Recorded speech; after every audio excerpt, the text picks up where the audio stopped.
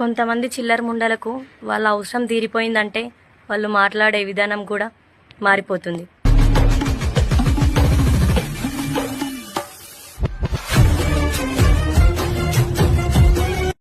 కొంతమంది చిల్లర ముండలకు వాళ్ళ అవసరం తీరిపోయిందంటే వాళ్ళు మాట్లాడే విధానం కూడా మారిపోతుంది.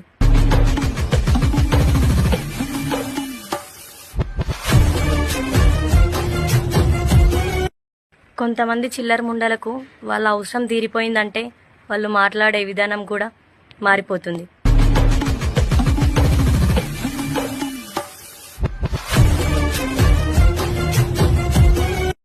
కొంతమంది చిల్లర ముండలకు వాళ్ళ అవసరం తీరిపోయిందంటే వాళ్ళు మాట్లాడే విధానం కూడా మారిపోతుంది.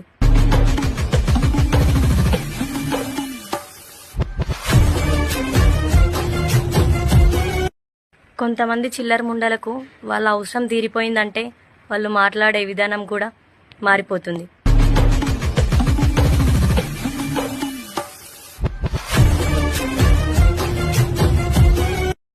కొంతమంది చిల్లర ముండలకు వాళ్ళ అవసరం తీరిపోయిందంటే వాళ్ళు మాట్లాడే విధానం కూడా మారిపోతుంది.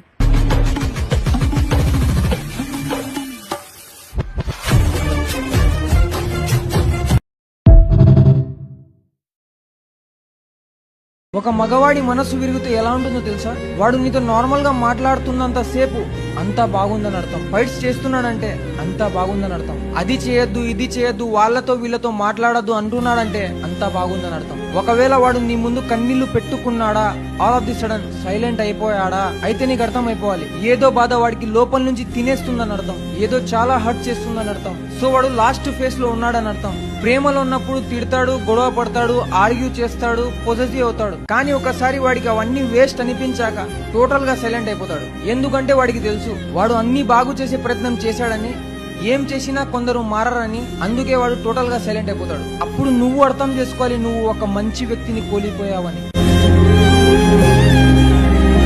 ఒక మగవాడి మనసు విరిగితే ఎలా ఉంటుందో తెలుసా? వాడు నీతో నార్మల్ గా మాట్లాడుతున్నంత సేపు అంతా బాగుందని అర్థం. ఫైట్స్ చేస్తున్నాడంటే అంతా బాగుందని అర్థం. అది చేయొద్దు, ఇది చేయొద్దు, వాళ్ళతో వీళ్ళతో మాట్లాడద్దు అంటున్నాడంటే అంతా బాగుందని అర్థం. ఒకవేళ వాడు నీ ముందు కన్నీళ్లు పెట్టుకున్నాడా, all of the sudden silent అయిపోయాడా, అయితే నీకు అర్థం అయిపోవాలి ఏదో బాధ వాడికి లోపల నుంచి తినేస్తుందని అర్థం. ఏదో చాలా హర్ట్ చేస్తుందని అర్థం. సో వాడు లాస్ట్ ఫేజ్ లో ఉన్నాడని అర్థం. ప్రేమలో ఉన్నప్పుడు తిడతాడు, గొడవ పడతాడు, ఆర్గ్యూ చేస్తాడు, పొజెసివ్ అవుతాడు. కానీ ఒకసారి వాడికి అవన్నీ వేస్ట్ అనిపించాక టోటల్ గా సైలెంట్ అయిపోతాడు.